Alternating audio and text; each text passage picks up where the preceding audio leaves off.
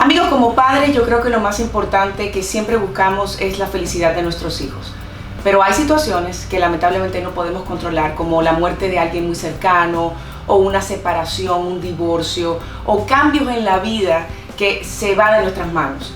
¿Cómo podemos proteger a nuestros hijos de estos cambios? ¿Cómo podemos asegurar que ellos sean felices? Por eso quise invitar a mi amiga, Yugles Rivas, como siempre que estás aquí. Gracias por estar en nuestro rinconcito aquí en el canal de YouTube. Me preocupa esto, Yugles, porque hay veces que suceden cosas de maneras muy inesperadas. ¿Cuáles son esos cambios que más nos afectan a nuestros hijos y cómo podemos trabajar con ellos? Bueno, primero, en la vida es de significados y no es lo que pase, es lo que tú haces de eso.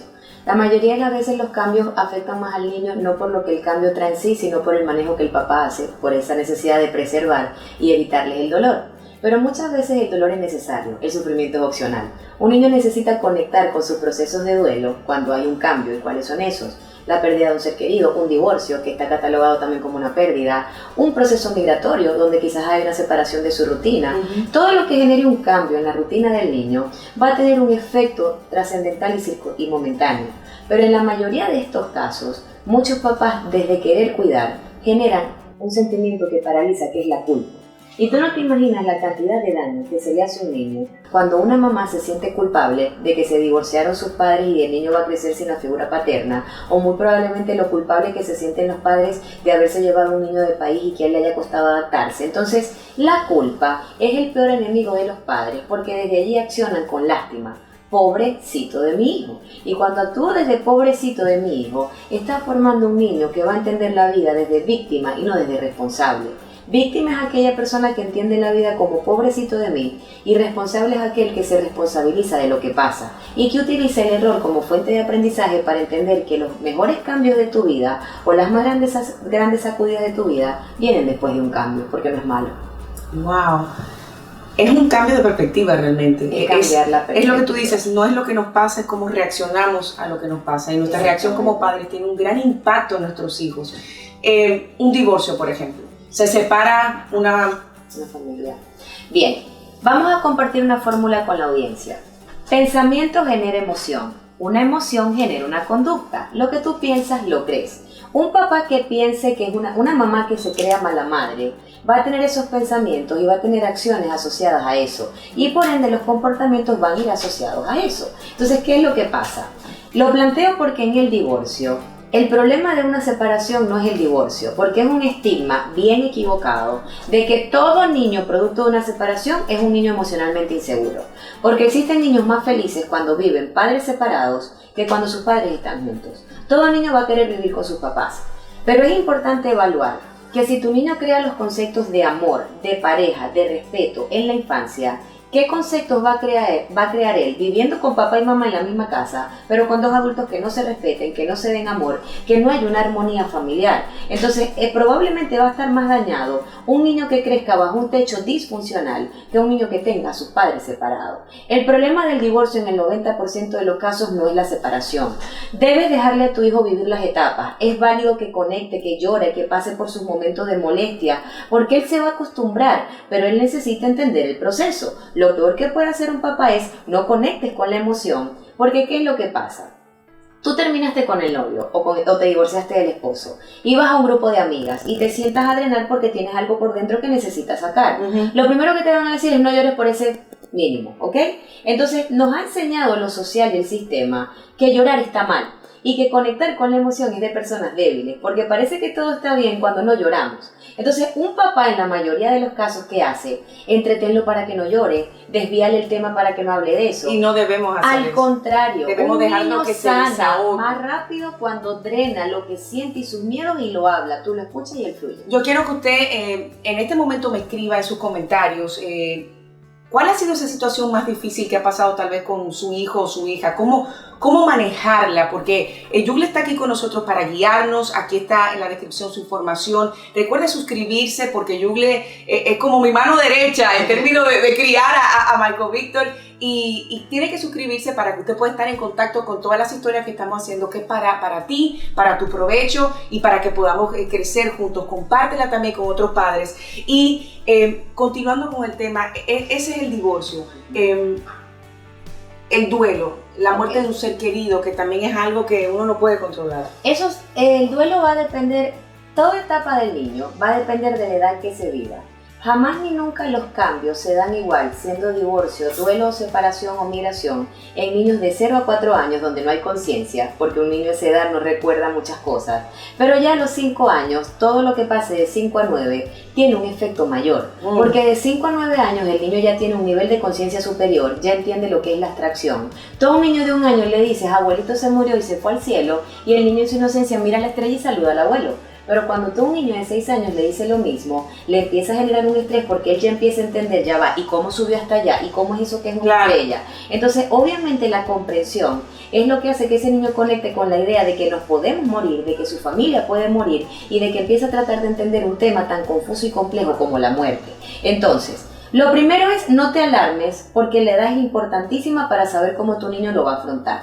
De 5 a 9 años el niño pasa por una etapa ante un cambio, primero de negación, segundo de aceptación, pero la aceptación va de la mano de la rebeldía. Porque la manera de un niño drenar su tristeza no es a través del llanto, es a través de las conductas hostiles. Por eso es común que en el colegio te digan, mamá, pasó algo en casa porque notamos un cambio en el comportamiento de Luis de 2 meses para acá, que está irritable, no juega, no comparte. Algunos síntomas de alarma que te deben hacer pensar que algo no está bien emocionalmente con tu hijo. Posterior a un duelo o a un divorcio, aislamiento, si habitualmente era un niño muy sociable, pierde interés por actividades que anteriormente eran de su interés. Por ejemplo, ya no quiere ir al fútbol ni le interesan muchas cosas que anteriormente sí.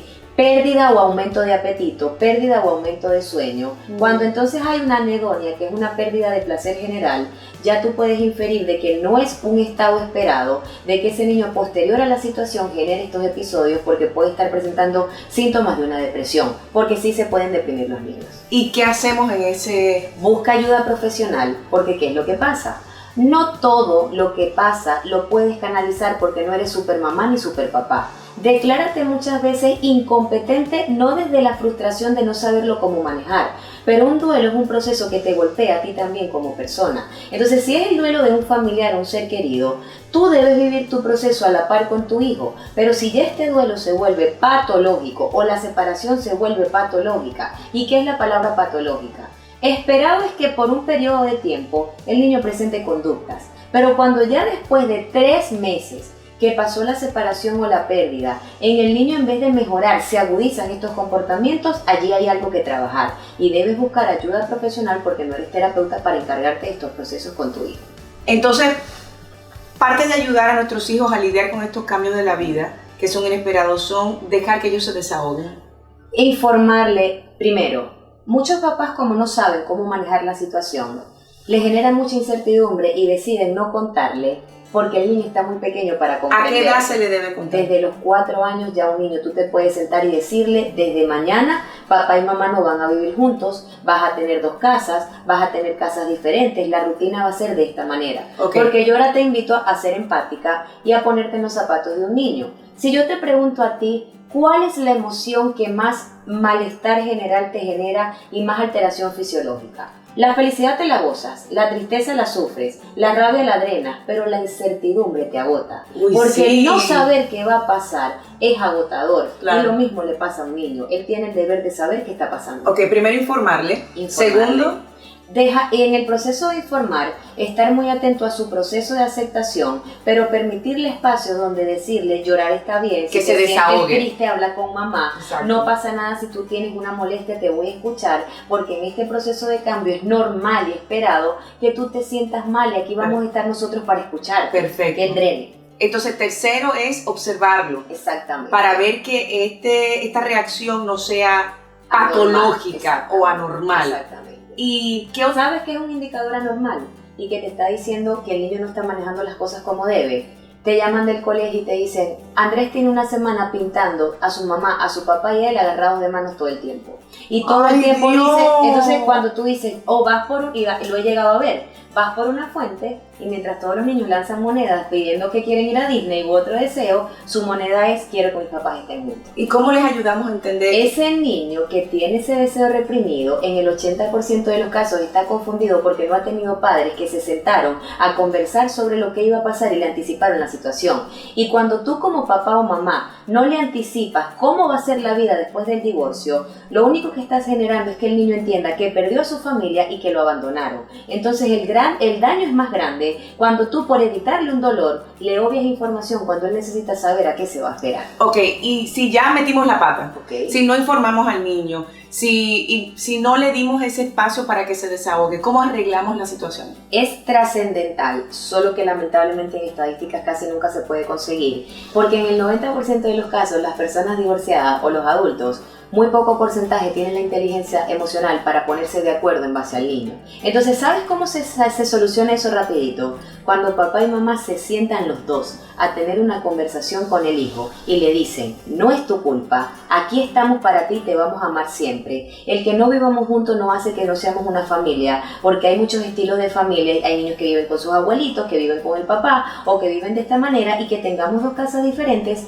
no es que tú perdiste a tu familia. Cuando tú tienes esa madurez de entender que la decisión de acabar con la relación fue de adultos, pero que ese niño no decidió venir a este mundo y es tu responsabilidad hacerte cargo de él, es cuando empiezas a entender que preservar la infancia está dejar mis sentimientos a un lado y tener la madurez de afrontar lo que pasa planteando que somos una familia.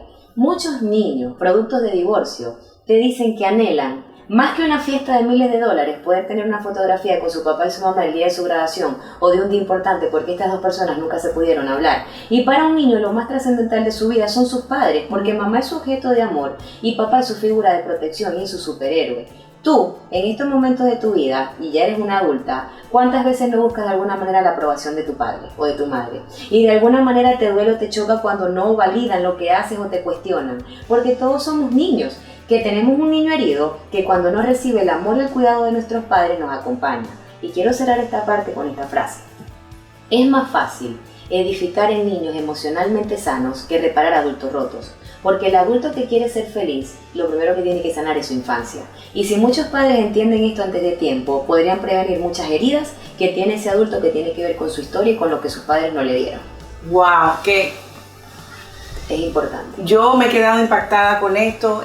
Esto me deja mucho que pensar. Quiero que me escribas, me pongas aquí tus comentarios. ¿Qué te ha parecido este tema? Si quieres hablar con ella, aquí mismo está su información. Si quieres puedes ver las historias pasadas que hemos hecho con esta gran psicóloga infantil. Están ahí los links, los puedes ver de diferentes temas que tienen que ver con nuestros hijos. Y es verdad lo que dicen. A nosotros no nos dan un manual de ser padres. Todos entramos a esto como con venda, pero gracias a expertos nosotros vamos viendo los detalles y los caminos y los peldaños que debemos subir para poder construir un futuro saludable mentalmente hacia nuestros niños. Por eso quise hacer esta historia, porque hay cosas que suceden de la nada y tenemos que estar preparados. Me encantó, te lo agradezco mucho y nos vemos en la próxima. Escriban, dale like, suscríbete para que después no digas, ay Lourdes, no me enteré de que hiciste la historia. Ahí está, los quiero mucho.